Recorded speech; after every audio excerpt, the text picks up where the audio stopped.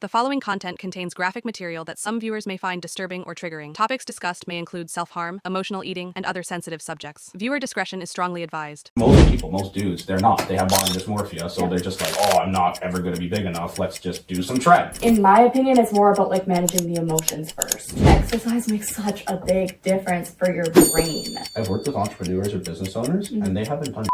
Most business owners reach like significant burnout by year 3. I'm the coach, but I'm also a business owner. I enjoy working with business owners. 80% that fail after the first year, and then there's like, I think like 5% of businesses that actually start making it after 3 years.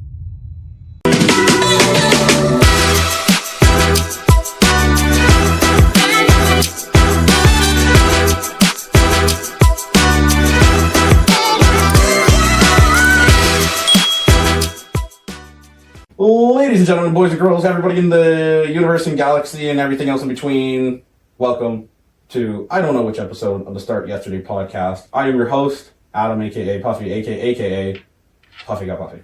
And I am here with a very special guest. It's Gabrielle. Did I nail it? I nailed it, right? Gabrielle. I nailed it. Gabby. Gab. Okay.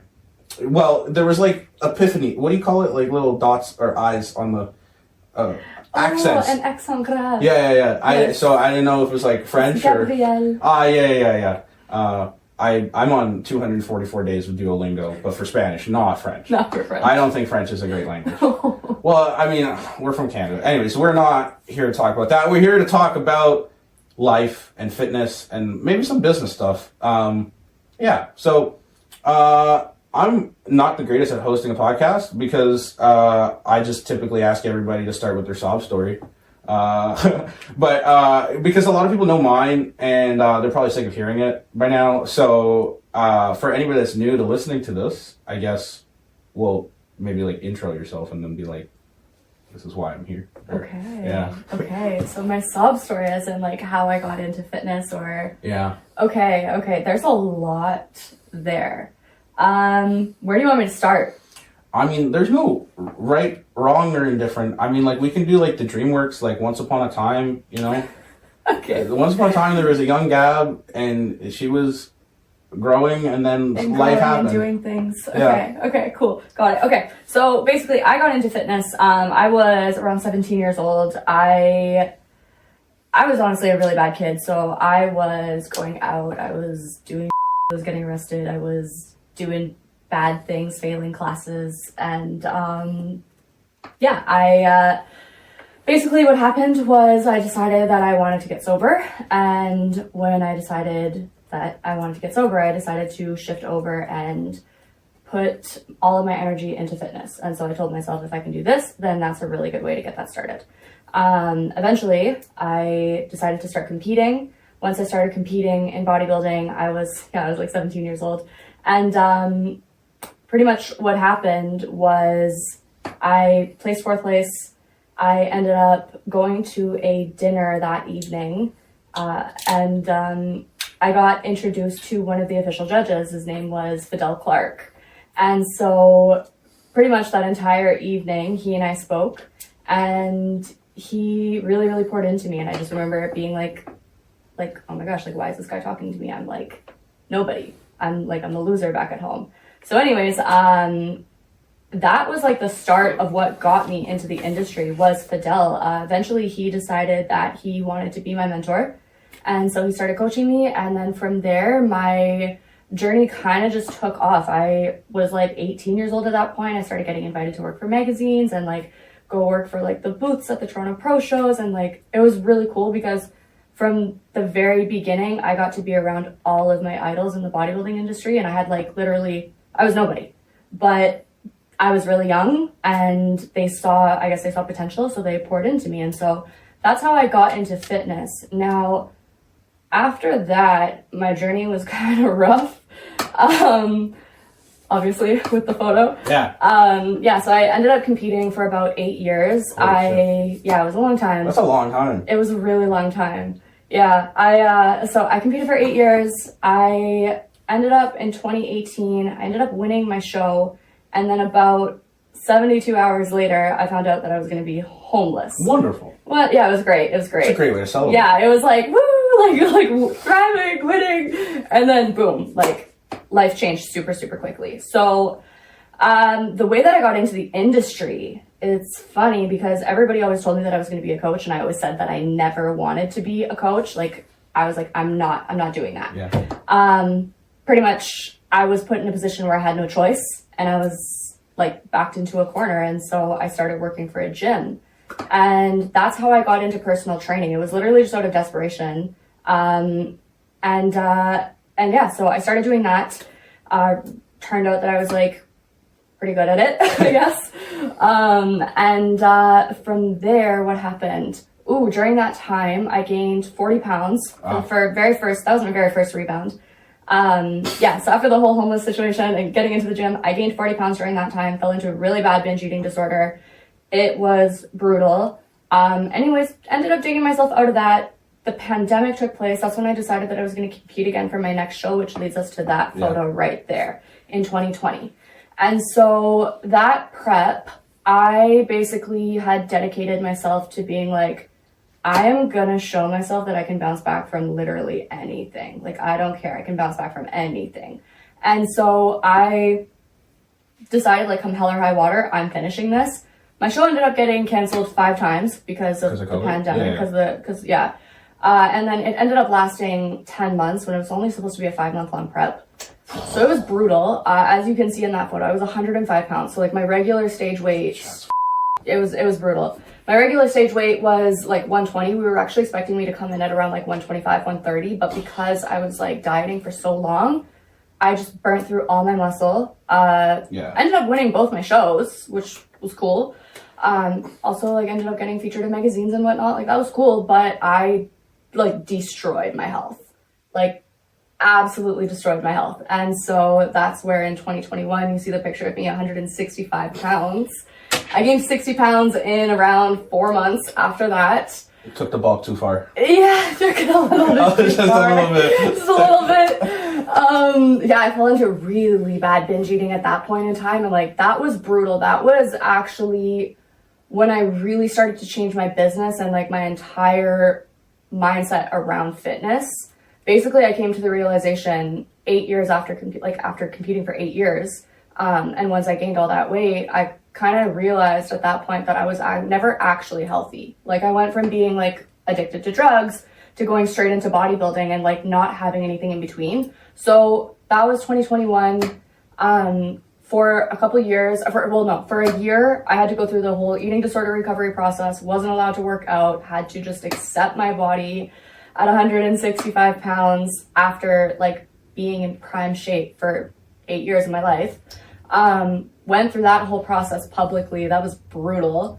But yeah, wasn't allowed to work out, wasn't allowed to diet, wasn't allowed to try to lose any weight or anything like that. And then eventually, once I was finally allowed to lose some weight, I ended up getting injured for 3 years straight with a low back injury. So this is a very, very rocky journey, but honestly speaking, everything that happened completely changed my career for the better and made me such a good coach because of going through all of that, I was able to understand literally anybody. And so what that photo says, like, that's one thing about me is that I'm always going to take my story and I'm always going to turn it into something beautiful because I know it's going to help so many people if I'm just the one who's going to say the stuff that nobody's going to say. You might have me beat. I've talked to a lot of people.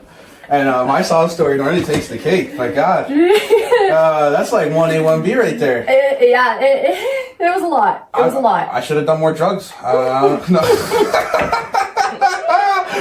Okay, for the kids watching, I'm being a little joking there. But no, that's, to touch on that photo, I think it's really important. Now, if anybody's watching on audio, basically to, I guess, what's the word? To narrate it, it's be raw, be open, be real, because the last thing the world needs is more fake. Yeah. And I feel like there's so much fucking fake shit. Mm-hmm. Whether that's in fitness, whether that's in business, whether that's in life, whether that's in people, there's so much fake shit with people. It's actually ridiculous.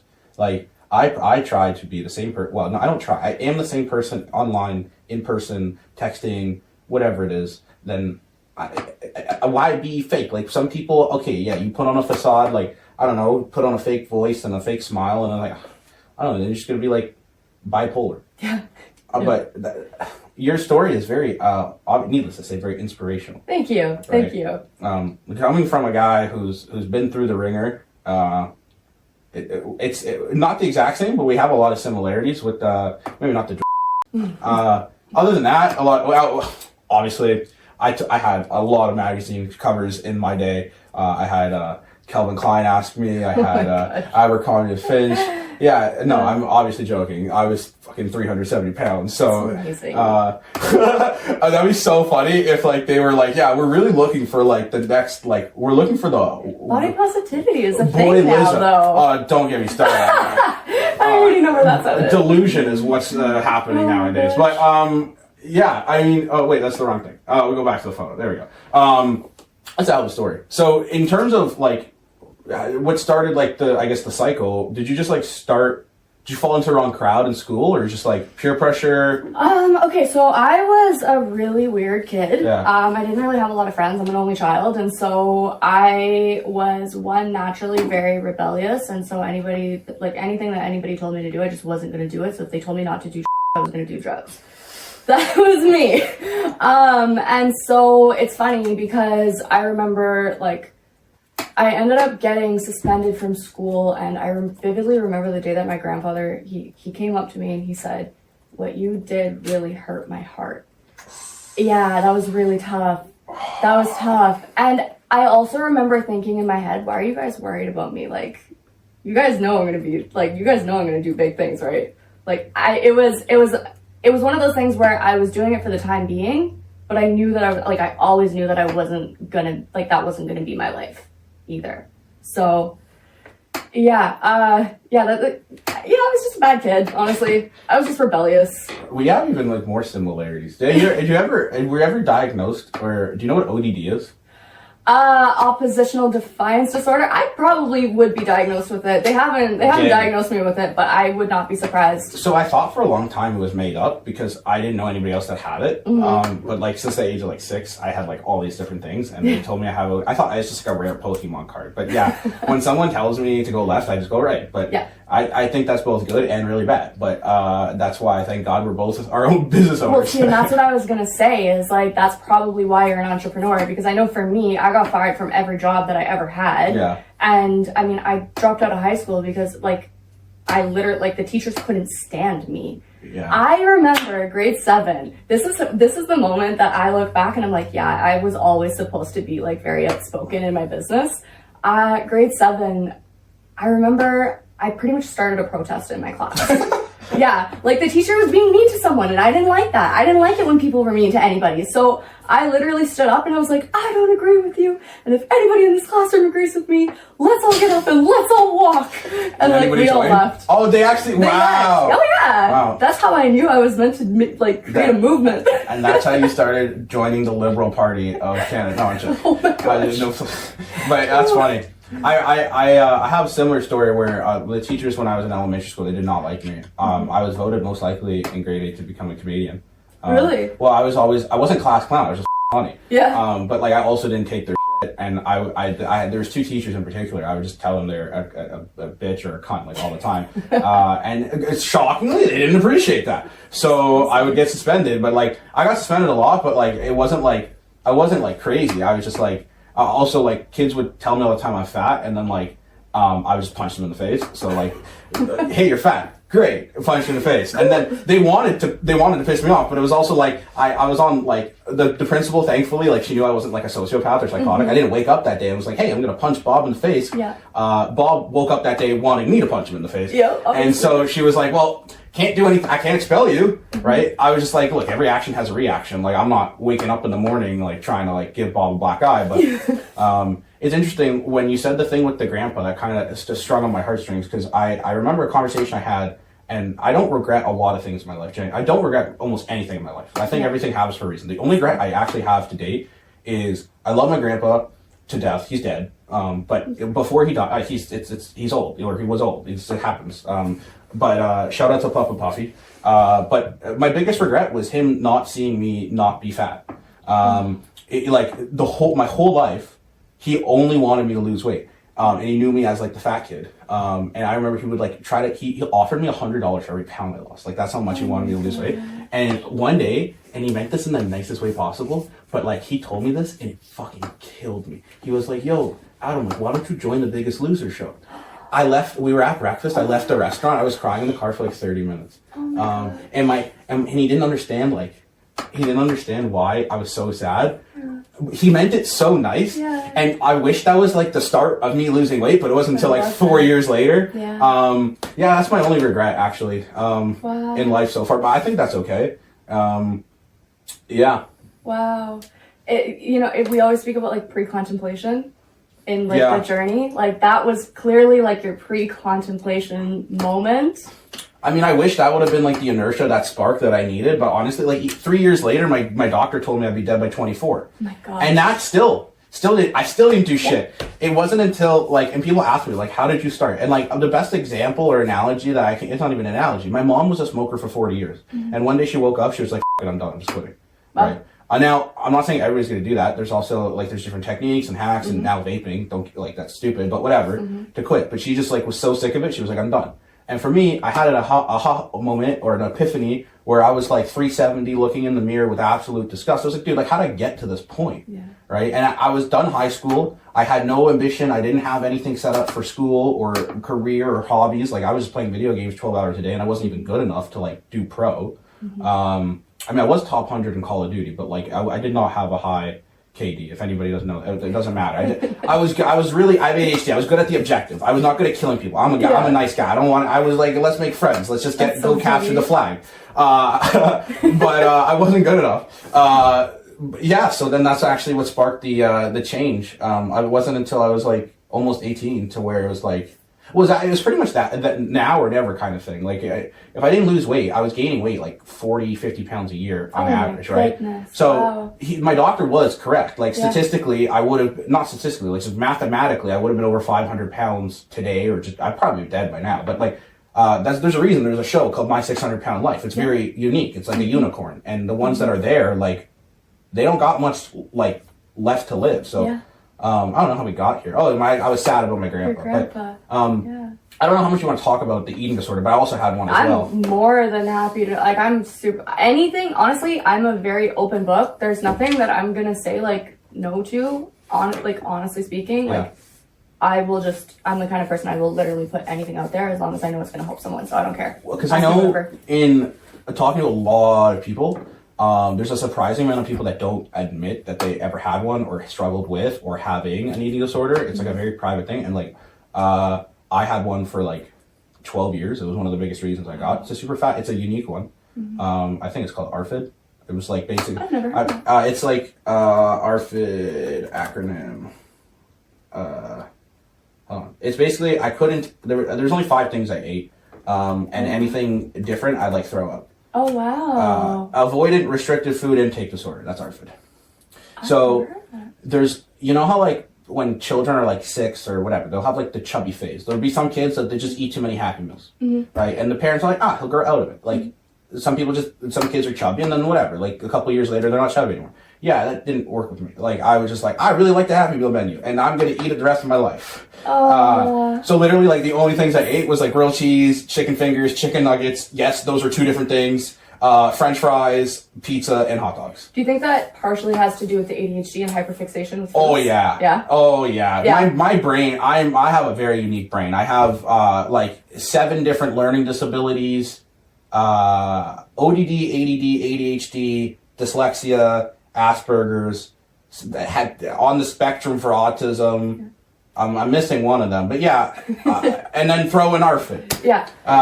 The eating disorder was what eating disorder did you have? So, okay, I really struggle. Okay. If there is, like, I don't know if you could put it in a box. You know? Yeah, there were a couple different variations, I think. Like, when I look back over the years, I think part of it, okay, so I definitely had binge eating disorder. That was brutal. Yeah. I started to get orthorexia. I never did any purging. Vomit is my biggest fear. Like, I'm completely phobic. Okay. So that was not something that I could ever do. And I did see myself fall into tendencies of like like anorexia, definitely like also like exercise anorexia. Okay. But like actual like, I always try to purge in different types of ways. So it might be like a dandelion tea, or it might be like, you know, like it might be like a laxative or something like that. Like I did see myself going down that path, and that's when I actually got really scared. Yeah. And so there was actually the thing that scared me the most. I don't know if you can die from binge eating. Yeah. Like, I don't know if you've ever seen the picture of the girl on the internet that passed. Her stomach exploded inside of her. Ah. Yeah. And I saw that picture. Wonderful. And it was a real picture of her that like they found. Jesus. They found her, and it was terrifying. And that was like one of those moments where I was like, holy shit, like I can die. Yeah. Yeah. So, so it was like binge eating, exercise, anorexia, definitely orthorexia for a while. Yeah, I would say like mainly those. That's Yeah. well, It was a dark time. yeah, binge. I mean, welcome. This is a really depressive episode. Anyways, the binge eating, actually, though, there's a lot of people that struggle with that. I wasn't diagnosed with binge eating, but I think anybody that especially like was like, well, they don't necessarily have to be overweight, but a lot of people that are overweight, they tend to overdo it. Mm-hmm. But I don't think I did binge eating to the point where like my stomach was going to explode. Mm-hmm. I would just eat until I physically could not. And then I felt so, like in the moment, I was so happy. In the second, and this is what I tell clients. I had a client message me like 5 nights ago, and I sent her like this long voice message because it was just easier to, it's easier to go on a TED Talk rant than like just send like 2 words. But the moral of the story is like I was like, you could go to McDonald's, you could go to a buffet, you go to talk about whatever you want, right? And you can eat until you're absolutely stuffed. You're gonna feel great for that very, very short inertia, and then the second after you stop eating, like literally the millisecond after, you're gonna feel like shit. Not even because you just ate literal shit, right? But you're gonna feel like, oh, why did I just do that? I just ruined like an entire 2, 3, 4 weeks of progress. Yeah. Right? Yeah. But binge eating, people struggle with it. I would just say, unless you're actually diagnosed with it from like a nutritionist, it's pretty, I wouldn't say easy to overcome. I would say there's strategies that you could implement to make it more manageable. I would say more, yeah. For me personally, I had to do a ton of therapy. Like I was in therapy up to 4 times a week after, because this is the thing. I was a coach during this time. Oh. So like I had already been a coach for a couple of years at this point, and then that happened. Yeah. And so, like, I took it super seriously because I was like, I'm responsible for people. Like, people trust me with their lives. Yeah. And if I have these issues with food, what am I accidentally teaching my clients? Because there's a lot of things that I may have accidentally been teaching clients that I might have thought were the right idea, but I also had a disordered brain. Yeah. So... yeah, like I think that there are a lot of things that you can do to manage it. I do think that therapy for the food issues specifically is really important because food is never about food. What do you mean? So like when it comes to like binge eating, for instance, it's never about the food. The food is a really good way to get the hormones in your brain that you need, that you're trying to get, or to temporarily like dissociate while you're having that food. But typically there's an internal dialogue of some kind that's like beating you up while you're doing it. There's typically like some type of childhood conditioning that may have taken place. Like there's typically a lot of different things from an emotional standpoint that people aren't actually processing that leads to issues with food. Okay, gotcha. Yeah. So I do think that therapy is really important when it comes to a relationship with food, because in my opinion, it's more about like managing the emotions first. Often if you can get the emotions handled, if you can come up with coping mechanisms for the emotions, and actually just process the emotions and come to peace with the emotions, then it's a lot easier to overcome the food aspect. I think that's very valid. I started journaling recently, and like I think it's every emotion has a reaction, or like it's connected to each other, right? So it's like I find dealing with a lot of clients when they binge eat, it's typically a coping mechanism because of blank. Because of like for me, I binge eat a lot when I gained like 60 pounds the year my parents split, right? And well, that was my coping mechanism. Now I say it both facetiously and literally. I'd rather someone binge eat than like do heroin. Yeah. But like, I don't know, like it's both really unhealthy, but technically it's better than like becoming an alcoholic. But yeah, I think it's easier. The coping mechanisms that I would say, like if someone's struggling with binging eating, just if it's like that, like you're so hungry, like you just have a endless pit in your stomach, then fill it up with like high volume foods. Yeah. Right. Yeah. But then if you like if you're needing that like satisfaction every day, then that's an issue.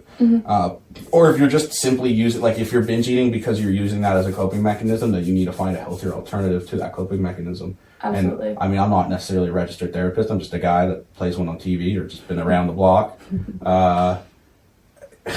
You need to find better coping mechanisms than just gorging your face with food, because it's a never-ending cycle. It's like, I don't know. It's like I remember I watched this documentary. I forget which it was, but like I think it was like one of the newer ones. It was like not heroin. It was like opioids, and the guy was like, I just constantly chase my first high all the time because your first high is the best. Yeah. Right. And it's like you'll never get it. You'll never get it. So with the binge eating, it was always like that. You're just chasing that like aha moment, like, oh, I just ate all this food, but then like you can't capture that. You feel like shit right after. Yeah. Right? It's true. I feel so. I don't know personally, and maybe it was just a personal thing, like maybe it wasn't the case for you. Did it ever feel like you were punishing yourself with the food?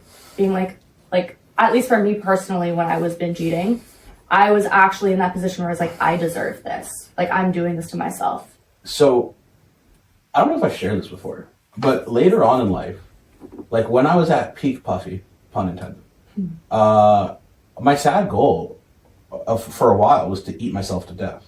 Yeah. So, I wouldn't necessarily go out of my way to like binge eat, to like fast track it, but like, I tried to take my life twice. I was on antidepressants. Yay.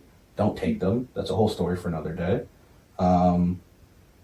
But yeah, my sad, like, I wouldn't say punishing. It was just like, that was my plan for a time. Like, when you're like, at any age, but especially for like a 17, 18-year-old, and like you just finished high school, you have no friends. Yeah. You have literally nothing to look forward to, short-term, long-term. Are you going to do? Like, you need a reason why to be like kind of passionate or motivated to do something. I had nothing. Yeah. Right. And so like, yeah, that was kind of the sad goal. I wouldn't be like, oh bro, like, oh, it's time. Like it was like, I never thought, like, I don't understand why people cut themselves. I do understand it, but I also don't understand it, you know, but it's like, I wasn't to that extent where it's like, oh, you're so fat, let's make us fatter. Yeah. But yeah, in a way, technically, I was punishing myself, but I wasn't like going out of my way to do it. I feel like for some people it can turn into a form of self-harm. Yeah. Like for me, it was a form of self-harm. Yeah. Like, cause I never did any of that either. Yeah. So for me, like, even like I look back at how my relationship with exercise was at that point in time too. Like everybody would joke around and be like, there's nobody that works harder than Gabby. There's nobody that can take a set to failure further than Gabby. And it's true. But when I look back, I'm like, holy shit. Like I was actually trying to hurt myself. Like I was actually harmed, but to a degree though. I mean, if you're doing it every set, it was every set. Then that's it was almost like a form of punishment, right? Yeah. Because so what people say, like when they cut, apparently, and I don't know how it feels, but they say that they feel really alive for that time. And so think about like a set to failure. You feel really alive. I mean, not if it's a triple drop set of Bulgarian split squats. That for me, like even now, like that still excites me. No, for me, like I would rather walk barefoot on leg. I really, okay, I guess to each their own. I know what you're saying, but like there's certain things like in my fitness journey where it's like I used to look forward to really pushing myself, and I think this is like the one thing that like I've come at peace with. Like I really would like we talked about this before the pod, to break the fourth wall, which is like a tranquility or like peace. And it's very hard, but like I can say pretty confidently, like the one aspect or area of my life would be my body. And it's very full circle. Like, I mean, where I started to where I'm at now, like I'm, especially after like last year I had the dead skin removal surgery. I'm really happy with my body. And so it's like, it's a good and a bad thing, because like I don't really push myself that hard in the workouts anymore. I can sometimes if I'm pissed off. I'll use that as a coping mechanism, but it's like I don't really track my workouts anymore. I just kind of go by feel, and like I'm also at the point where unless like I were to do a small cycle of test, I'm not really gonna build much more muscle, and I'm happy with the muscle that I have. Like most people, most dudes, they're not. They have body dysmorphia, so they're just like, oh, I'm not ever gonna be big enough. Let's just do some tread. Yeah. But so true. yeah, I'm not. If it's not a matter of if, it's more a matter of when in terms of like a TRT cycle, but probably like in like 5 years from now, just because like I my whole pubescent cycle and like chemistry when I was at so much estrogen when you're 370 and as a teenager, but so my test isn't where it's supposed to be, but that's a whole story for another day. That makes sense. Honestly, it's funny because I'm in a very similar position myself now where like training is more about training for the sake of training. It's not about like getting up on stage, doing a photo shoot or anything like that. I've been injured for 3 years. Like the fact, honestly, I say this and I don't think I realized how much of a blessing that this injury really was because I was only a year fresh into eating disorder recovery. Oh, okay. And so when I got that injury, when I got cleared to exercise, the first thing that I wanted to do was like go into an intense fat loss phase and go right back to what I was doing before, thinking, oh, I'm healthier now, right? Well, I got injured for 3 years and I couldn't really exercise. So it forced me to become super comfortable with my body, to become like actually good at eating intuitively, at focusing on movement for the sake of like enjoying movement. Like that injury was such a blessing.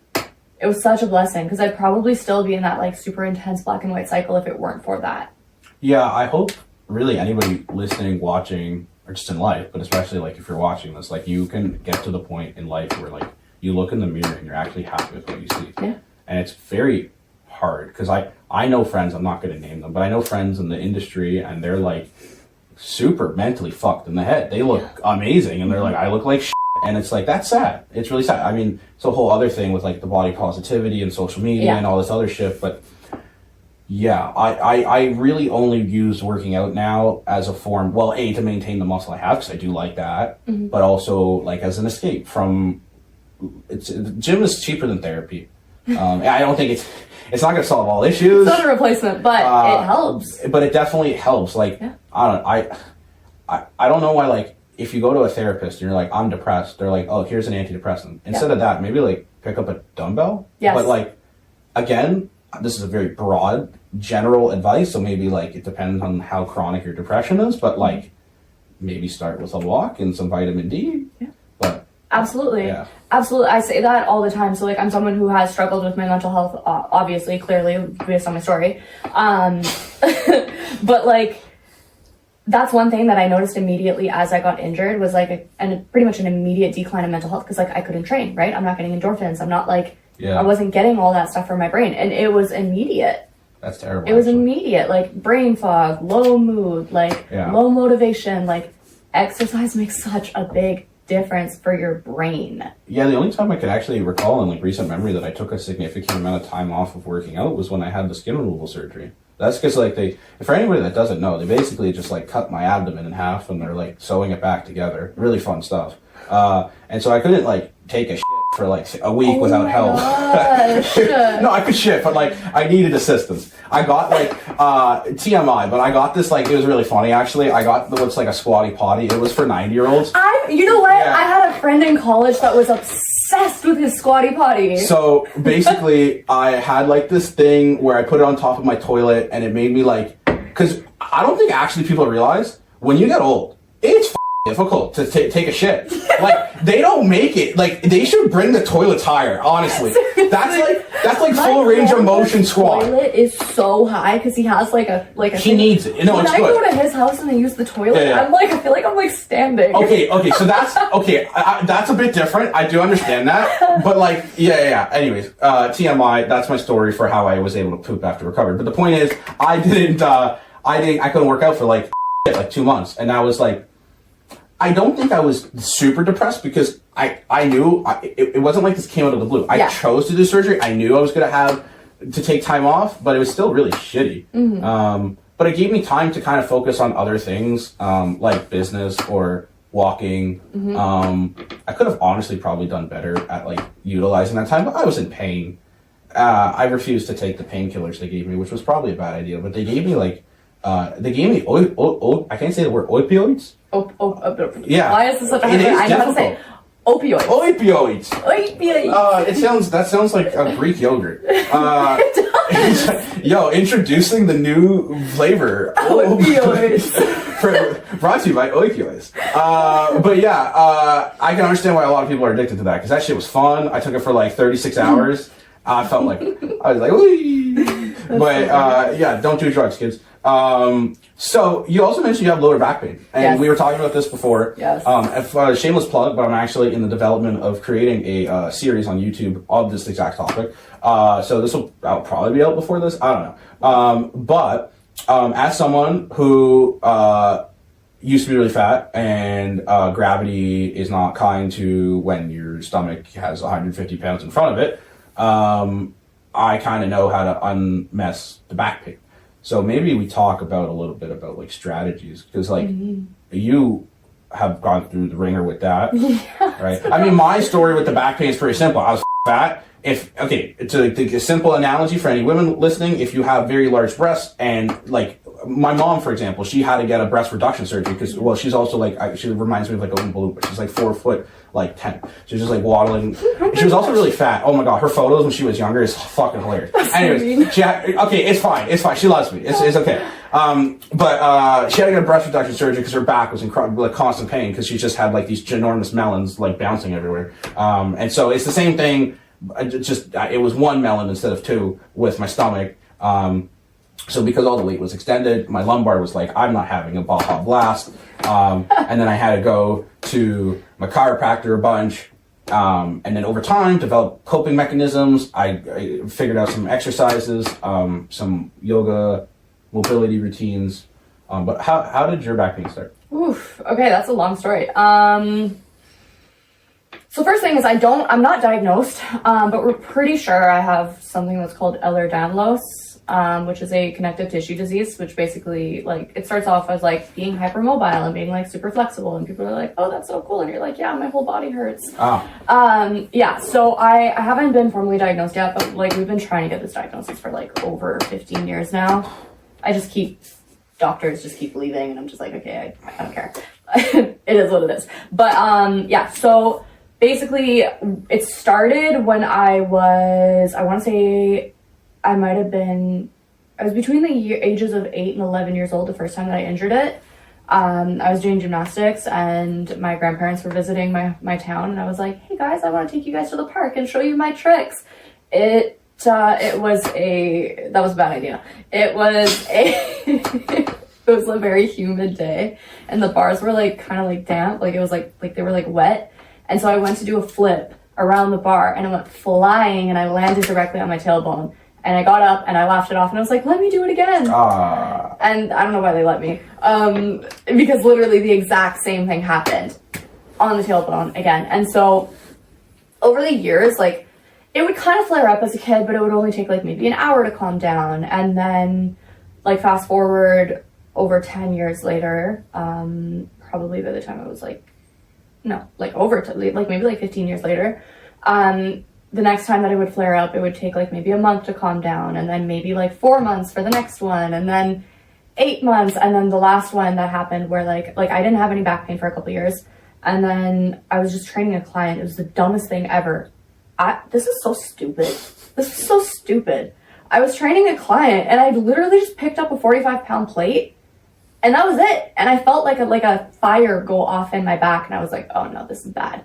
And so anyways, what happened was I ended up having a couple disc tears, a couple disc bulges, osteoarthritis, some disc degeneration, and some nerve compression. Yeah, it's been super fun. So your shit's fucked up. My shit's yeah, and so I've re-injured it 9 times over the last 3 years. Wonderful. It's been super fun. But one thing I will say, like, I did a lot of physio on it, and that was helpful. Yeah. But what was even more helpful was actually regenerative medicine. Okay. So I did like a lot of PRP on it. I've taken some peptides. I'm looking into getting stem cells eventually because it's still there. Yeah. But it's...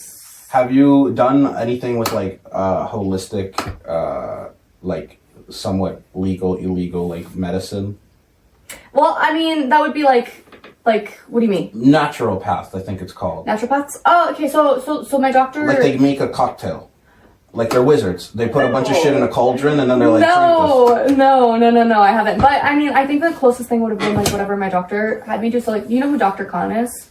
Oh, the guy. Yeah. I went to. I got it. He got me the thing for the TRT. I didn't do the TRT, but like I went through him. Yeah. So Dr. Khan has been my doctor for the last 2 years now, I want to say. So nobody was able to figure out my back. I went to go see him. We've gotten, I would say, 80% improvement.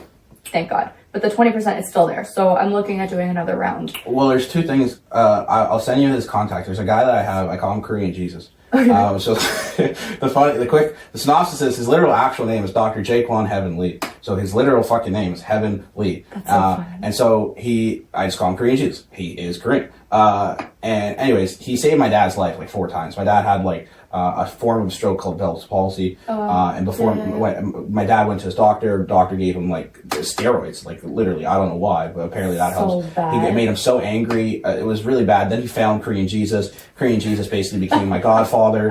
And then him and my dad are like homies. They play golf together. He's like, oh, Michael, go shot. That's my impression of Dr. Lee. Adam, how are you? Anyways, point is, he's a dope guy. I'll send you his contact. And then the other one, I took a course, like, I don't even know, a while ago. I took a course, his name's Stu McGill. He's a OG. Powerlifter, right?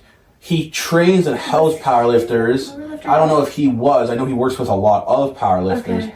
But I took his course, very knowledgeable. And my AFM, who I don't want to name because I don't like her, but the one that I used to work with at Good Life, she told me that she had a really messed up back because she was doing all this powerlifting shit. And then she drove to Ottawa because I think that's where his thing is. She paid like an exorbitant amount of money, and then he helped fix her back pain. That's so awesome. I'm not saying to like go to him, but because you're at 80%, she was like 0%. Yeah, I know it was bad. It was really bad. But yeah, no, I'm honestly open to whatever. It is very expensive. This back injury has been disgustingly expensive to fix. Well, disgusting. The good thing is you only have one back. Yeah. So you don't need to do it again. I don't think it's still costing me a lot of money. Oh my gosh. Yeah. I spent $600 last week. On what? On just treatments. And then like last month, I got hit by a car. I got hit by a car like 2 months ago. Wonderful. It's so annoying. I would use different adjectives than annoying.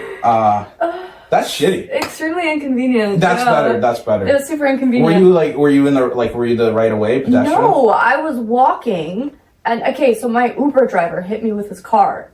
After I got out of his car, I went behind, I went across the road, and he started reversing into me, and he didn't know that I was on the back of his car. Interesting. And he kept driving, and I was like, fighting for my life on the back of his car. You have a lot of horror stories with Ubers. I really do. The guy today, and then this guy. Oh my gosh, yeah. So, did he get insurance from that, or? They tried to offer me $3,000. I was like, "Are you kidding me? That's not a lot." That's not a lot. That same week, I spent almost $1,800 out of pocket on different treatments and stuff. So yeah. But no, to answer your question, no, like nearly illegal type things. Yeah. No. So he's like fully like he went to Berkeley, UCLA. He's straight up G. But like the Canadian regulations of the FDA is really gay. Like it's super. So annoying. he gets like somewhat gray. It's gray area. It's just like they don't. Yeah. Nobody from the government's gonna listen to this, so he's fine. Allegedly, everything I say, this was made by artificial intelligence. Exactly. We're not even real people. No, I was gonna say we live in a simulation, but like we don't. I those types of people, like bro, like there's no way. My brain, the way my brain works, there is. Like a perfect example is my leg. Like my leg, there's no way this is a simulation. Nobody just like drew, like. No way. Anyways, I'll send you Korean Jesus now. Just coping mechanisms for back pain. Like I know, well. For me, I could go into it a lot because I have like stretches and stuff. But like for you, what's helped? Like physio and the PRP and any specific exercises? Honestly, cars. Cars? Cars. Cars. I was thinking of a vehicle. No. Okay, I know what you mean. I know what you mean. Super basic stuff. Like super basic stuff. Like honestly, more than anything, like working on my hips, working on like my spinal flexion and extension. We haven't done anything crazy special, but that's one thing that I really appreciate because I mean, being in this industry, people try to make things super fancy. Oh, super complicated. The second that I go to someone and they're like trying to make something fancy, Yeah. I'm like, Nah. I'm gonna go. Yeah. Bye. Like, my guy, he was like, you're just gonna do this one exercise every day for like till the day that you die. And I was like, cool. Nah, and it worked. yeah. And I was like, I trust you. Yeah. You're telling me to do one exercise, I trust you. You looked at my hips instead of my back, I trust you. Actually, that's for anybody listening. Like, your back pain is caused by your tight ass hip flexors. By Usually, yeah. 90%. I mean, some of it's even still. So many people have tight ass hip flexors. Yeah. And you need to strengthen that, and they're weak, and then also that connects to your hip, or your hip flexors are connected to like your core, your TVA, your TBA. Helps you stand up, blah, blah, blah. If you'd like more information, check out the video that I'm going to drop. But yeah, just some exercises, if anybody's watching on with audio or even video. Cat-cow is a great one. Then there's, I don't know what they're called. I call them spine up and down. You basically just stand up, you touch your toes, stand straight up. That's one I got from my chiropractor.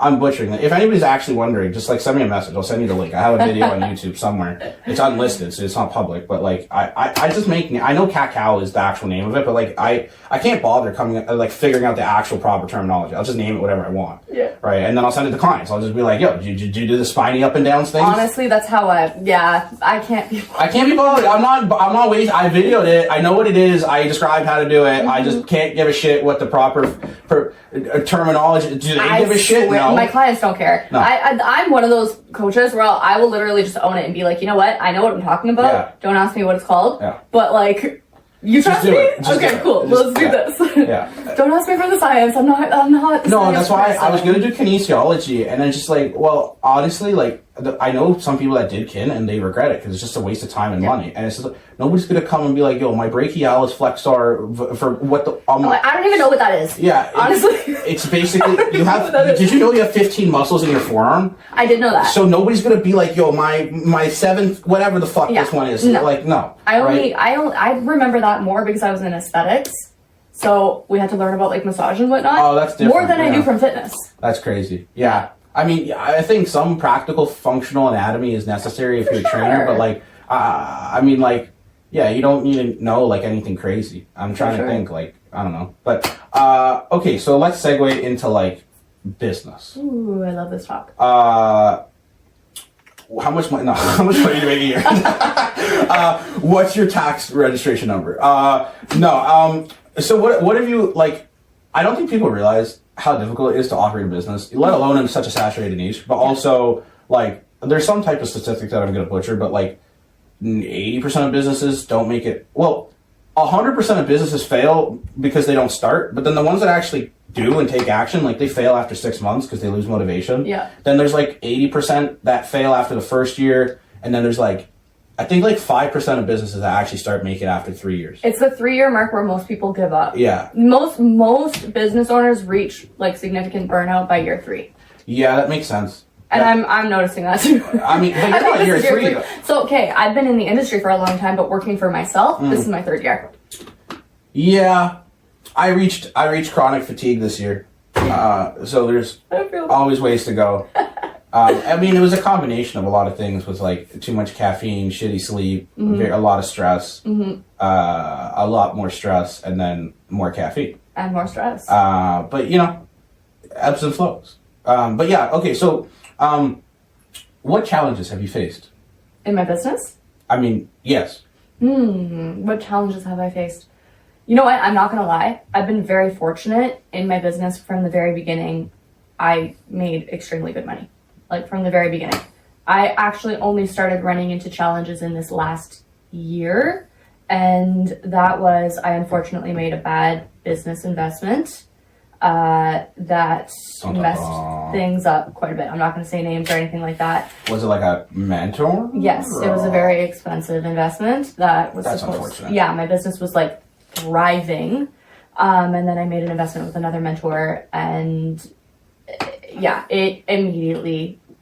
It sucks. I feel bad because I've been fucked over too. So there's so many trainers. I love that. Yeah, but it's like, it's hit and miss. I've worked with like 6, and only 2 of them were actually good. I've only worked with 2. Oh, so that's a 50% clip. That's pretty good. Okay, so it was good for the first year. So basically it was once I upgraded to like VIP one-on-one, that's when it went really bad. So like for the entire first year that I was in mentorship, it was great. Yeah. But then I decided to come up with like a different business plan of some kind. Yeah. That I wanted to branch out into and like really niche down on. And so I was basically looking at creating a program for $30,000 a year. Because I don't like working with a lot of people. I only like doing like extremely high ticket. Yeah. So once I started to like actually form this program and I invested in that money with the one-on-one, it went really bad. That's unfortunate. Yeah. But it like in terms of like challenges in my business, like I said, I have been very fortunate. I think honestly, the biggest challenge for me, it's more mental. Like it's more like an emotional and mental thing with business, at least for like my challenges. Where it comes down to like separating being Gabby the coach, Gabby the leader versus just Gabby. That's valid. I feel like it can be really difficult to separate the two. And so sometimes you get stuck in like coach mode 24/7. And so that created a big disconnect for me in terms of like my family and my social life, like people, I wasn't really able to separate the two. So that has actually been the biggest challenge for me when it comes to business is just, like not being Coach Gabby 24/7, not being the inspiring one 24/7 with this badass story, just being Gabby. That's valid. I think my friends and I, we don't have a pat. We just have like this rule that isn't actually like spoken of, where it's like if they want help, they'll reach out. Yeah. Right. I'm like also okay. I don't really hang out or have friends in my social circle that are fat. Right. Just because like why? No, I'm not okay. Like I'm not fat phobic per se, but it's just like. There's not a lot of commonalities, right? But yeah, I don't like that's the easiest way for me to separate because it's just like I don't know if I have a friend that's eating a burger, I'm not gonna be like, yo, you sure you want to eat that? Like, that right? And they also don't judge me if I'm gonna like I don't know if I bring a protein shake, they're not gonna be like, yo, bro, why are you doing that? Seriously. Right? Like I can't. You are like the sum of like the 5 people you hang out with the most, and if those 5 people are gonna bring you down, make you depressed, make you like.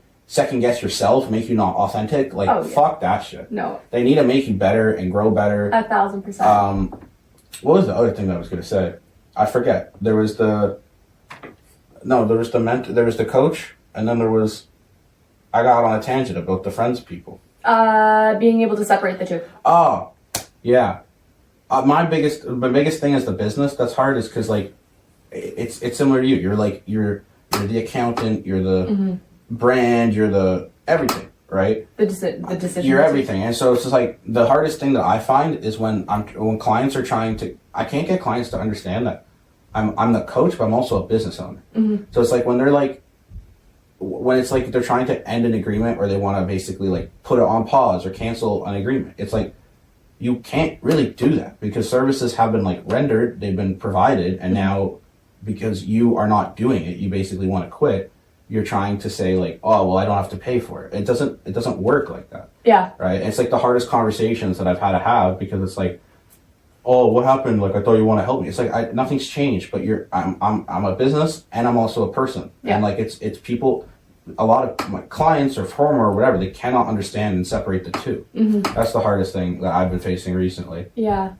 I think I'm fortunate that I haven't really run into that. Actually, my clients are so grateful for me. I had a conversation with a client 2 days ago and she actually started crying on the phone. She's like, I understand that you're running a business too. And she's like, I just appreciate you so much because you're running a business. But I speak a lot about being a business owner because I enjoy working with business owners. Well, it's also the right mindset or headspace. If I had to choose, I would definitely choose more towards that. But honestly, in my experience, I've worked with entrepreneurs or business owners, and they haven't done shit. I love I think it's the language too, right? When it comes to niching down, I've had to be so specific with my language and my niche. I have viewed the language, that has been probably my number one focus when it comes to getting good clients. I have honed into every single word. So how do you promote or generate leads? Is it just all organic? It's pretty much. That's crazy. Yeah, all through IG. I talked to Sean on this as well, and it still boggles my mind. I love Sean. He's gonna come on. We both had the same. I know who you. I know you're talking about. And I'm not surprised because I was actually thinking of doing it because of Sean, and I'm glad I didn't. because I did not like the pitch that I was given, like the original. I never signed up with him. I was going to do it because he was local and all. Like there was a lot of pros versus cons, and because I don't know Sean personally, but I've known of him through online for like 3-4 years. I knew the success he had. I saw like the thing that almost pushed me over the edge was I saw he put a posting out on Facebook in that Facebook group that he has, and I saw how much he made in that month, and I was like, dude, I didn't think this was possible. Right. And then, anyways, I'm glad I didn't go through with it. I don't remember the timeline of. I was basically coach shopping, and he was one of the people that I was pitched from. I don't care about bashing publicly. I really don't like Brian Mark. I hired him. That's my mentor right now. I love him so much. I think it might be different if he's a one-on-one capacity, but like the baseline granted, it was 2022. Okay. So they might have changed a lot of stuff because since then he's grown a lot in terms of social. I'm so happy there. I felt like it was like an MLM. Like I was passed on, and like also a lot of the stuff they gave. Again, this is 2022. We're like talking like 2.5 years later, but a lot of the course materials that I was given literally said 2016 or 2017 on it. Oh wow, right? Yeah, no, he updates now. I know for sure that everything is updated like very regularly. Like he even just filmed another little bit that he's regularly putting up new stuff. I mean, like filming. I have shit on him a lot in the past because like it wasn't a pleasant experience. But I'm not surprised if he's changed now, right? But anyways, I'm happy with the current guy I'm working with to a certain extent, but it's like there's always ebbs and flows. For sure.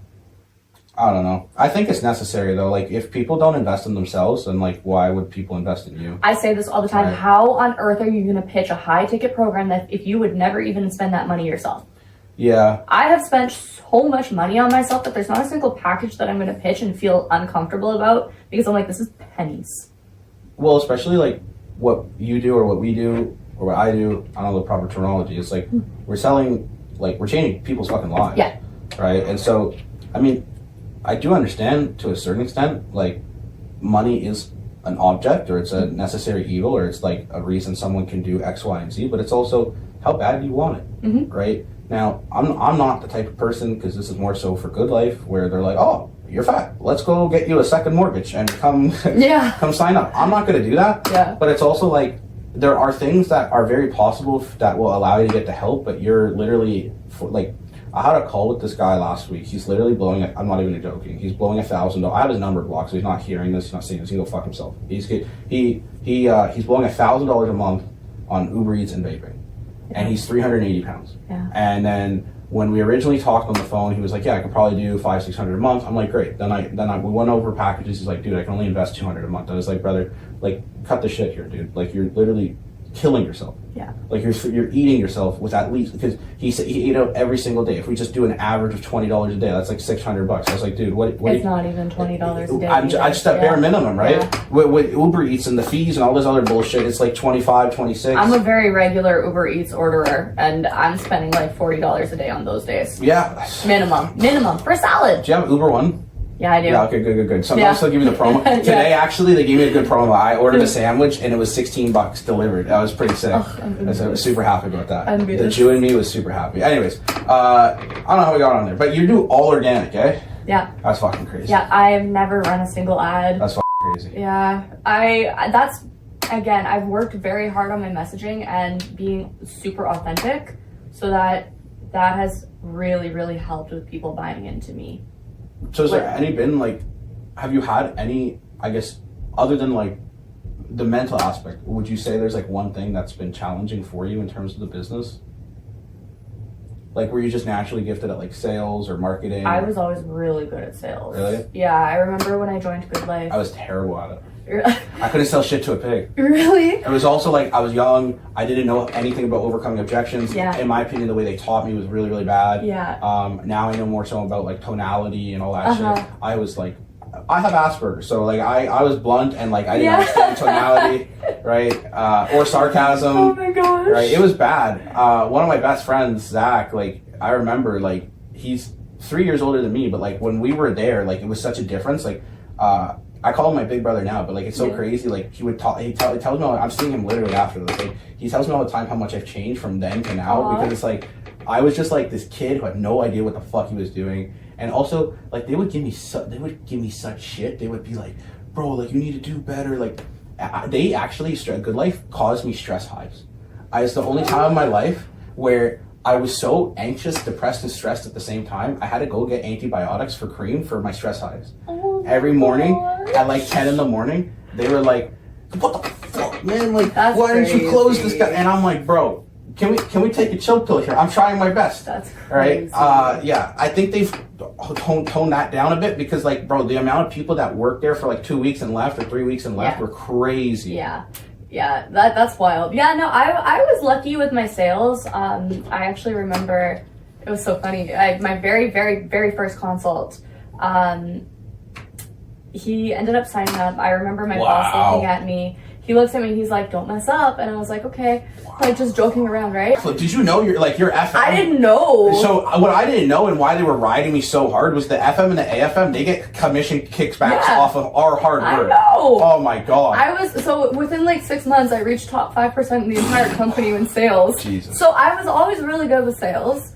I would say, honestly, like I said, like the biggest thing for me is just like an emotional, like it's emotional for me. Like that's what's really hard for me with my business. One, because I pour so much of myself into my business, and because of my story, I do share it quite regularly, and that's really hard. It's not an easy story to share regularly. I'm pretty desensitized to it now. Yeah. But also with that, it can attract certain clients that don't necessarily need a coach, they need a therapist. That's valid. And so that is probably the biggest challenge in my business is because I have this story, I need to be very careful about really niching down. And that's why I've niched, like really niched down, because I know that if I share this story that I have and I'm not super niche and like super particular about who I'm letting on, I'm going to burn out.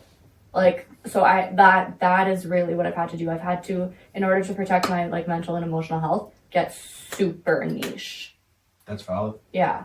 So what are like some, I guess, top client success stories that you've had? Because you have a shit ton. Thank you.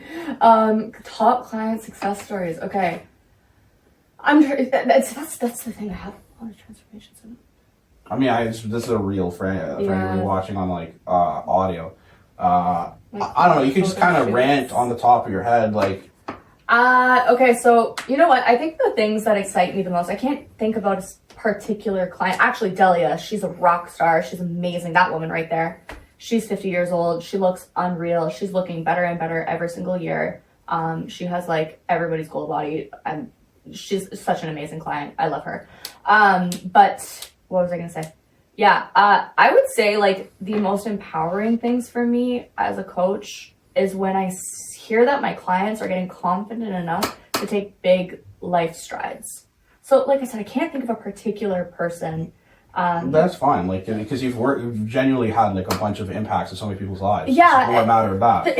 And it sounds bad, but like there comes a point where like they kind of just all blend in. No, but that's fair, right? Because it's like you can't, to a certain extent, it's different, but it's the same. You're doing the same transformation with different people. Yeah. Right? So I would say, like, for instance, okay, the other day I had a client, she's going to be doing another photo shoot, and she's also gotten so confident in herself that she's decided to write a book. Wow. Yeah. I have another client right now. She's a chef for the Food Network. She works for like, she's actually doing something with BuzzFeed right now. And she, for the first time ever, felt confident enough to pitch her own show idea. Nice. Yeah. I'm trying to think of like other things. Like just clients who are like, no, I want a promotion, or I'm going to start this business, or I'm going to become a coach, or, you know, like seeing people get confident enough in themselves to where they're actually able to go out and reach their full potential that they didn't even know was a possibility because they were living as a version of themselves that couldn't even think that big. Like when I see my clients start to think big, that's what excites me. Yeah. Like when I see that they're going to go out and make an impact, that excites me. Well, you've like changed their mental, like their brain to where like you've literally given them confidence, right? 1,000%. And like one of the big things that I'm stressing a lot right now in my business is I want to create a culture of people who want to help people. So I'm limited to how many people I can help, right? I'm one person. Yeah. But if I create a culture of people who can help people, then through them, that spreads so wide. Like, my gosh, that spreads so wide that it's like there's no limit to how many people you can help. So that is something that I'm like placing a lot of emphasis on, and that's making me really happy to see that like my clients are even taking pride in like being better moms. And I never thought that I wanted to work with moms, honestly, but when I realized the impact that a good mom can have on a child and what that child can go and do and how they can go and impact the world, that excites me. Yeah. So I think really far out with my client, like with my niche. I'm like, I want to know everything about them, like what inspires them, what are they going to do after like I've worked with them. Like if I'm not inspired by my client, I don't want to work with them. Wow. I can't work with people that I'm not inspired by, because I'm such again, because I put so much of my emotions into it, I cannot work with someone that I'm not inspired by. If I feel drained after speaking to them, I can't work with them. I need to know that like, I've gotten to the point in my job where yes, I want to help clients, but when I have a conversation with them, I want us to be on the same wavelength to the point where yes, I'm helping them, but they're actually helping me. And they don't even realize it. I can touch on that. Yeah, like, so, I mean, I'm at a point in business where I'm kind of happy.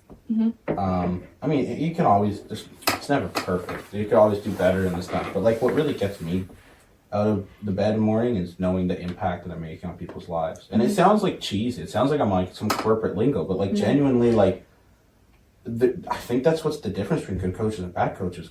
Bad coaches, they just want a paycheck and they don't give a fuck. They want to yell at you to do a jumping jack. Yeah. I want to help change people's fucking lives. Yeah. And like, I literally know, you literally know what it's like to be on the other side of it. I don't envy anybody being 300, 350, 400, hating the way they look in the mirror, or God forbid they have a child. Like, you need to live longer for your child. Oof, my coach said something the other day. Sorry, I didn't mean to cut you off. No, it's all good. But he said, actually, I had a client who I took her on. She won one of my scholarships. And she said, people always talk about how I would die for my child. And she's like, my daughter doesn't need me to die for her. My daughter needs me to live for her. Yeah. And I was like... That's a bar. Yeah, like... You don't need to die for your child. That's not a flex. No. That's not a flex. Like, working yourself to the bone for the sake of your child is not a flex. Honestly, not taking care of yourself is selfish.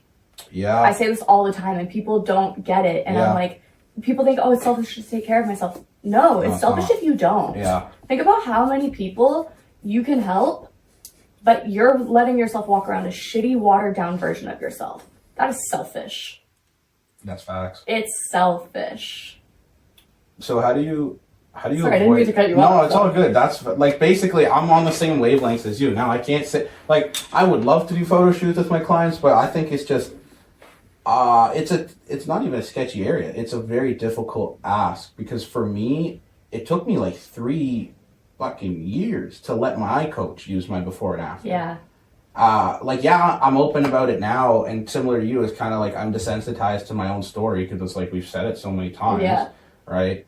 But yeah, I don't know, like, the weight loss thing, where I've helped like a lot of people lose weight, and it's just like, for them, it's like, it's similar to me because I understand it. It's like, I hate looking back. It's like such a different where I'm at, like, in everything in life, and it's just like, it's almost embarrassing in a way to like be like, hey world, this is how bad my life got. Okay, yay, look at me now, but like, also, this was me before, you know, so I can see both sides of it. Can I challenge you on that?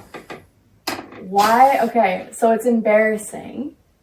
I don't know, maybe I've just always viewed things this way, where I've never been embarrassed because I always looked at it as a story that was getting built up. So like, you know, think about every superhero. Think about every motivational speaker ever. Anytime that I was going through something freaking brutal, I was like, I'm going to be a beast. Like, my story is going to be so badass one day. I mean, I honestly never thought of that. Like, everybody has to have their own origin. But for me, like, I let myself go to such a bad point. Yeah. Right? So it's like, I don't know. That's fair. That's fair too, yeah. That's the thing. And it's like, I can resonate with like a dad who's like 400 pounds, who like has 2 kids, and then he's about to, his doctor's like, yo, you're going to die. Yeah. And he, like, that's just like embarrassment. Like, it's great. That makes sense. It's not that anymore, sense. Right? Yeah. But it's like, I get both perspectives of it. And it's like, it takes a lot of time for, I think, it took a lot of time for me to process it and be like, you know what? shit happens. That's in life. It's over with, right? But there's a lot of clients that I've worked with that like do not want me to share their before and after pictures, and I get it. It's like, embarrassing is a really strong word, but I think it's very fair in this instance. It's fucking embarrassing because you're just like, I let myself go to this degree, right? On the bright side, they're not there anymore, but it's still hard because it's like you don't want to like see people or let people into that vulnerable side, right? Some people just hide their whole lives. They're they're overweight, they're obese for 20, 30 years, right? And it's just like, I don't know, there's a reason they were big for 20, 30 years, and it's finally they got a breakthrough, but it's like, I don't think they want to admit to a lot of people, like, that's what they did. Of course. Especially if this isn't your career. If this isn't your career, if that's not like, you don't need to talk about it, right? Like, I think for me, my clients are super cool about it, but I think also because I've really, really focused on creating that culture of like, we're real around here. Like, we share our stories, we help people. Yeah. Like, but honestly, I know a lot of... What the heck? My phone is vibrating. That's typically what happens. I was sitting on my phone. That was weird. What was I saying? Yeah, your clients are all like connected with one another. Yeah, I think unless... You know, we all have our clientele, right? And so they all have different pain points. And that makes complete sense. Why they wouldn't want to share that. So how do you, I know we touched on this a little bit, how do you avoid burnout? Or is this like something you're still trying to figure out? I'm still trying to figure it out. Oh, okay. I think I will probably be continuing to try to figure that out for a long time. Well, let me know. You're like, look, let me know when you figure it out. Yeah, give me the answer. Yeah, I would say, okay, some things that have helped me a lot is finding more purpose in what I'm doing. Because I don't think, okay, so I've come to the realization, I don't think that burnout is really a thing. I think it's a lack of alignment. Ooh, that's a bar. You're not inspired. You don't like what you're doing, so you're burning out. And so this is a conversation, it's funny, I've had this conversation with so many coaches and crazy. Well, because they all burn out. We all burn out. We all burn out. And so this is why I'm wanting to like, I had this conversation with a lot of different coaches, and actually one of my friends very recently decided that he didn't want to be a fitness coach anymore, and now he's doing business coaching. He's making over, like, was making over 50 grand a month. With fitness? Yeah. And he was like, I'm done. I'm doing business coaching. No, but I can see that though, because like, it does get to the point where it's like, what's the word? It's like Groundhog Day. It's monotony. It's the same shit. Once you've reached, I think that's like the holy messiah number as a fitness coach, where it's like, there's only so much you could do with that, because it's also, if like he's a one-man show and he didn't have like an assistant coach, he's drowning. Well, that was me too. That was my problem. Like that was my problem. I wasn't hitting 50K, but I was like, I was getting close. Yeah. And like, I don't even want to make that money again. Yeah, I can relate. Honestly, I don't want to. I had a similar month in July, and then the chronic fatigue literally started the next month. Yeah, I was hitting multiple 5 figures for quite a few months, and I can definitely get back to multiple 5. Like that's okay. But I don't want 30. I don't want 40. I don't want that. I would rather, every business coach I've ever worked with, they always ask me, like, what's your goal? Like, how much revenue do you want to make a month? I'm like, bro, can I just have a consistent number? Like, focus on, like, I actually really want to hone in on MRR now.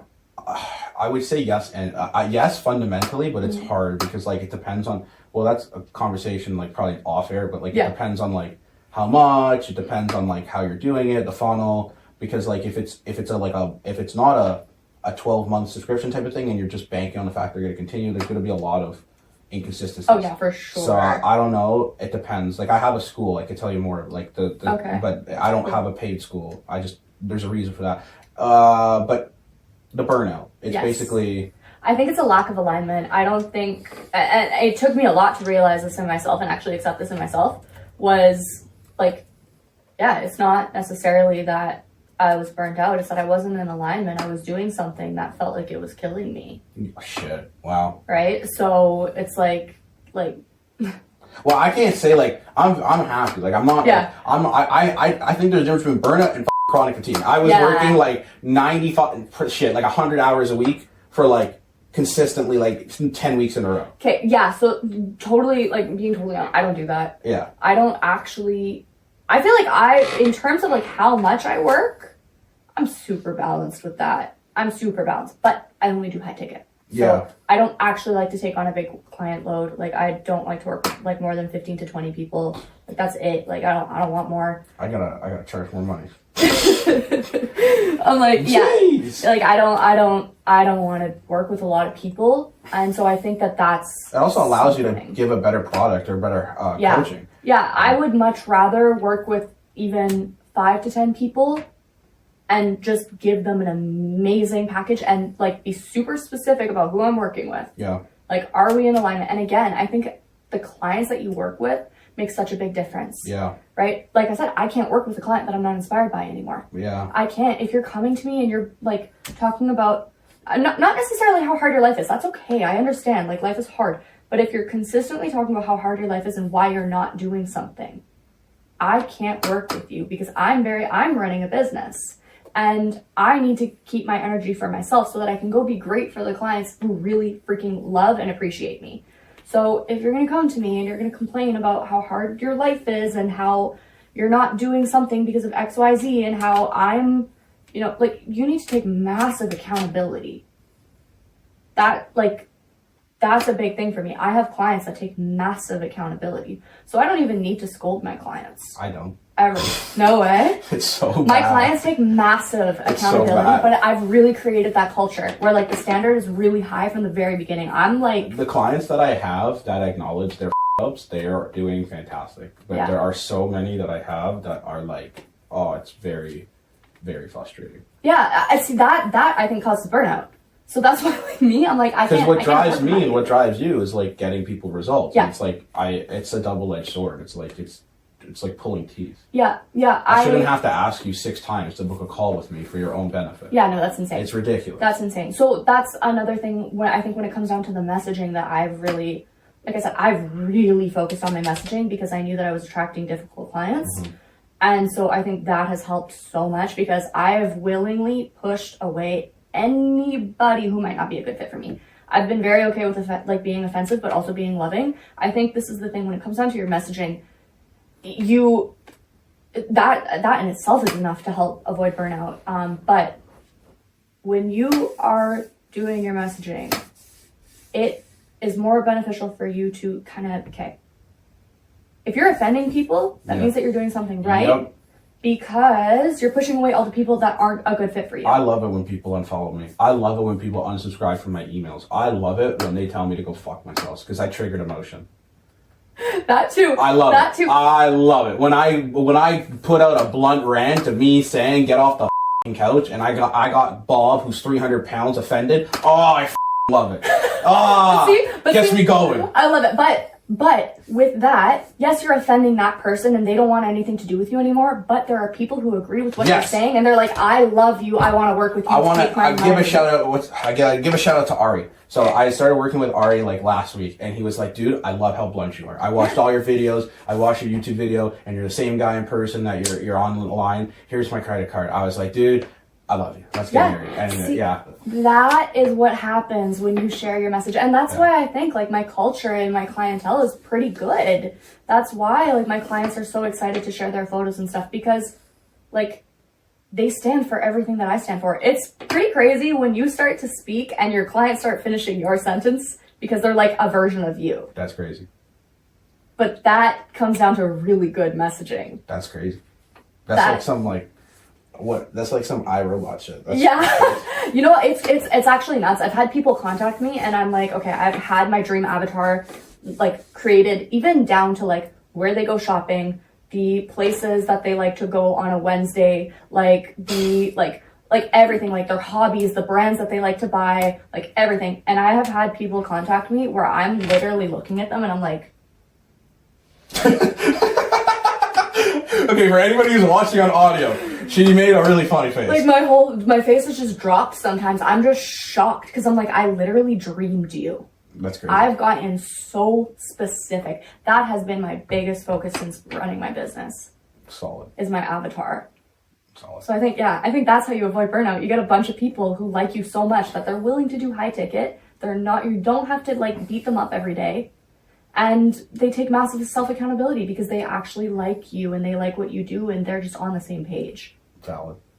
So on that note, do you have any like advice for anybody that's starting a coaching business? Woo. Yeah. Okay. I have a lot. Do therapy. What type? Okay. You're going to need to know how to process your emotions. You're going to need to know how to be able to cope with them. You are going to need to probably do some inner child work. Yeah. For sure. Because when you start your own business, Everything comes out. Everything is going to come up. Every time that you take a big leap of some kind, there's going to be some new type of issue that's going to come up that you were not aware of. Like, for instance, me right now, I'm about to work through a new issue, or not a new issue. I'm about to make a new stride in my business. And I recently came to the realization that I'm like desperate for people to believe in me. And I didn't know that until I made this big stride. And so every time that you make a stride in your business, some new thing that you didn't realize, it's going to come up. So there's that. I would say make sure that you have a really good circle, invest in a mentor. Do not try to pinch your pennies. I don't care. Like every time that I've invested, I've put myself in overdraft. I don't care. I'll figure it out because you're going to get a return on your investment for sure. You need to. I'm very likely if the coach isn't a scum. Well, obviously, make sure that I just have to throw that out there. Yeah. Do your due diligence. Look into look into their trust pilot. I mean, maybe sure. he doesn't have a trust pilot, but you know what I'm saying. Yeah, for sure. Like, don't be afraid to take risks. And also, if you're going to be an entrepreneur, you better be okay with all the highs and lows that are going to come with your business. Yeah. You have to be very okay with knowing that you might not have a paycheck coming in. Yeah. And if that is going to freak you out, don't become an entrepreneur. Yeah. Don't do it. Yeah. But this is the thing. Eventually, becoming an entrepreneur, it becomes a lifestyle, and you're just so used to these highs and lows that like you don't even notice it. I don't even notice when I'm having a bad month. Like sometimes I do. Sometimes I'm like, damn, like this is not good right now. But I'm so used to being uncomfortable that it doesn't even faze me. I'm just like, okay, next month's gonna be good. Like, okay, like entrepreneurs figure shit out. And so if you're not adaptable, it's not going to work. I have a lot of advice for entrepreneurs, honestly. Maybe we do a part two to this, and it's just like business 102. Yeah, no, definitely. But yeah, I would say like those are like some of the main things. Just don't be scared to take risks. You have no choice. If you don't take risks, you're gonna go backwards. Lastly, this is one of the biggest things. That's Bedros Keuilian. You know Bedros Keuilian? I was at a conference and he said this, and this absolutely changed everything for me. He went up on stage and the first thing that he said was, "You guys are so fucking selfish." And I was like, that sounds like something he would say. Yeah, he's like, "You guys are fucking selfish." Pardon my language. I don't even like cussing.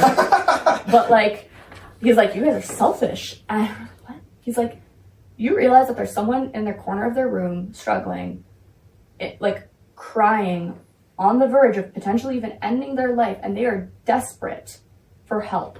And you're sitting here thinking, oh, maybe I shouldn't put out that piece of content. Oh, maybe this isn't good enough. I don't know. This is embarrassing. This is uncomfortable." That is selfish. So if you're going to be an entrepreneur and you're going to be a coach, be willing to put your shit out there. Yeah, I mean, that's very valid. It's also like building a personal brand, and then people get to like you and know you and trust you. For sure. You kind of have to. For sure. You can't hide that. One more thing. Yes. If you're going to become a coach, understand that yes, your workload is going to get intense and it's going to get overwhelming. You cannot fall backwards on your habits. The biggest way to destroy your confidence as a coach is to not follow through with what you say that you're doing. You need to practice what you preach. If you do not practice what you preach, you will have a very difficult time doing sales. You'll have a very difficult time actually like speaking with conviction when you speak to your clients.